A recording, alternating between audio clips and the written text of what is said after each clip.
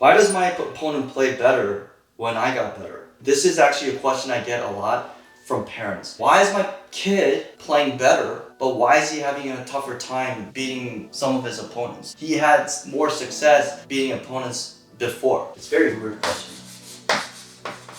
You know, tennis is so weird sometimes. Like, it's so hard to understand sometimes. But I'm gonna try my best to help you understand some of the things that I had in mind. Why does my opponent play better when I got better?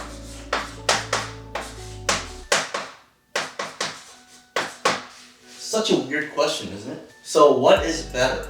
Let's define that first. When I play better, it means that my shots got faster, okay? My spin rate got a little bit better, you know, my shots are deeper, you know, stuff like that. But generally, a lot of times players say like, oh, I got better. It almost always means like my shots got faster. Usually like you could visually see it and you could hear it, like it's just speed really. But the thing is like, speed has nothing to do with how, well it does, but like to answer this question, I'm gonna tell you why speed is actually holding you back to win matches. So to explain this, I wanna talk about first the comfort zone speed, okay? Number one.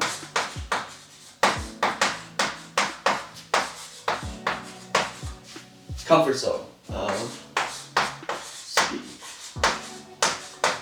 This is the first thing I'm going to say. Let's say you're hitting your shots at 30 miles per hour. Okay, let's say this is 30. Okay. A lot of people want more power. And usually if they do add power, you know, they're within this spectrum of 30 miles per hour to maybe 50 miles per hour. Okay. And then there's levels above that. Okay. To, let's say, 90 miles per hour. I know like 90 miles per hour is not a rally shot, but like I'm just gonna say it. Okay, 30, 50, 90. Now, a lot of people, when they're hitting only 30 miles per hour shots, they have this want and need to speed up their shot. It's not that they're losing. Some players win with these like slow forehands or backhands or, you know, slow shots. But they're like, oh man, I want to look better. I want to hit faster shots. I want to have like winning shots. Like I want to hit winners. This is what I tell them. Now, your shots at 30 miles per hour, it doesn't necessarily mean that you're going to win more matches because let's say the comfort zone speed, okay? Let's say this is 70 miles per hour and this is 40. Now, when a person who hits 30 miles per hour plays better and changes technique, swing or whatever, and gets their power level or speed level up to 40 and higher. But the thing is, there's something called comfort zone of speed. This is my own definition, but you've probably experienced this before. Like when people hit rallies at a certain speed, let's say 45 to 50 miles per hour, it's very, very comfortable to hit back.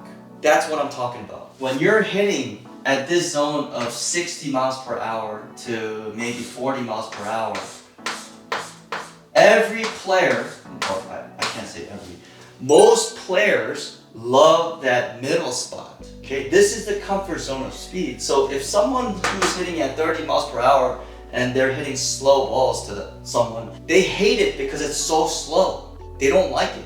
It's not comfortable because it's so slow. I feel like I have to attack. If I don't attack, it makes me look like a little, you know, whatever.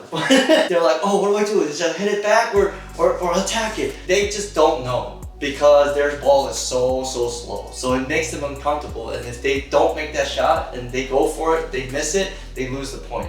If they just make it back, they feel like, oh, when is this rally gonna end? Like, should I speed it up? Should I slow it down? So many things going on in their head, like they don't know what to do. The person who's asking me, I want to hit bigger shots, like I want to hit faster shots. No matter how well they hit, they're not going to go past that 50, that 70 mile mark.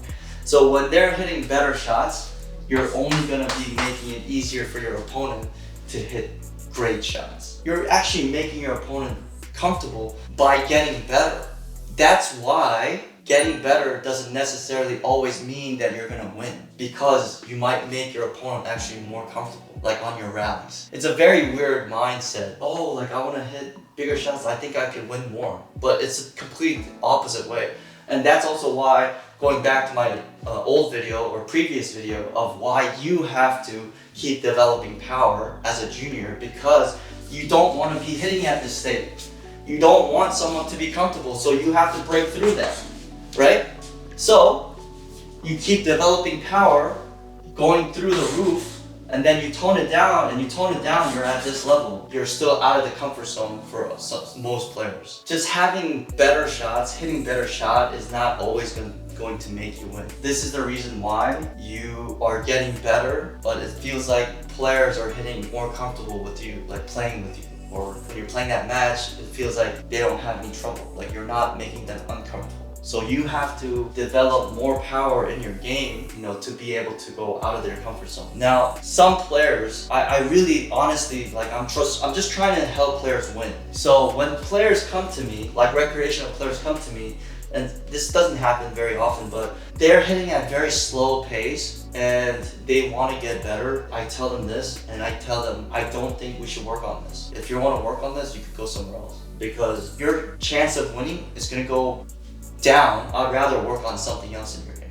And when I say that, they get really surprised, but I explain this whole thing, and they're like, oh, they realize it themselves, because when they play with certain players, it's very easy for them to play, but the balls are like perfect. It's not too fast, it's not too slow, it's like perfect for them to hit. And that's why I tell them, you're gonna be very comfortable to play.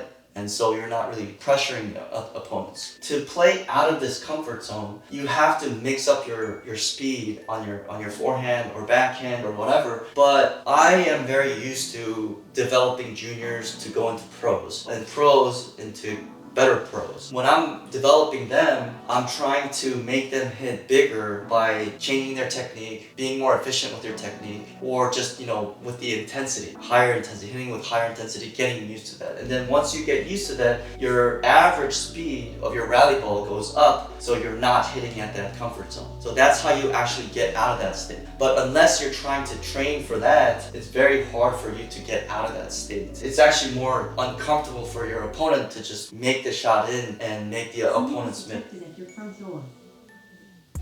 So that's why you have to keep developing power, or you have to find different strategies in your game, or your skill set that you have, find different strategies to win. Does that make sense? I feel like I've never heard any coach talking about something like this. Even like being too slow can throw the opponent off. Oh yeah. Because that's not in their comfort zone. Exactly. People are so used to certain speeds, and also like this comfort zone is very different for every player. So this could be a little bit higher, this could be a little bit lower. What you're trying to do is, when you're playing someone speed and power wise, you're trying to play out of that comfort zone. So a lot of times when I'm playing, I was a power player. So what does that mean? With my power, I'm throwing you off. I'm making you uncomfortable with my power. That's what power player means. So when I'm hitting it big, I'm always trying to hit above the speed level that you're comfortable at. Right, but if your opponent were to like hit a moon ball and it's super slow, would that throw you off? Exactly. So if you're going 20 miles per hour, super high, that would also throw you off. Yeah. I've never considered that. Yeah, so it was like guaranteed if it's going high and slow, it's just an easy. No.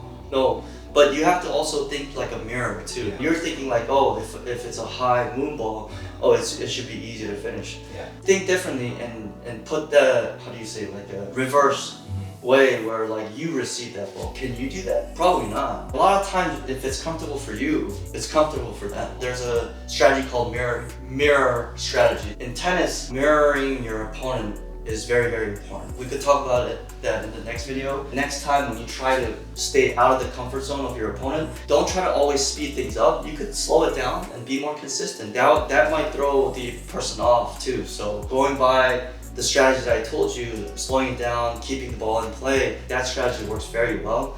So try that. If they're comfortable with that, you could speed it back up. You have to try different things when you meet new players. I hope this video helped for you. See you in the next video.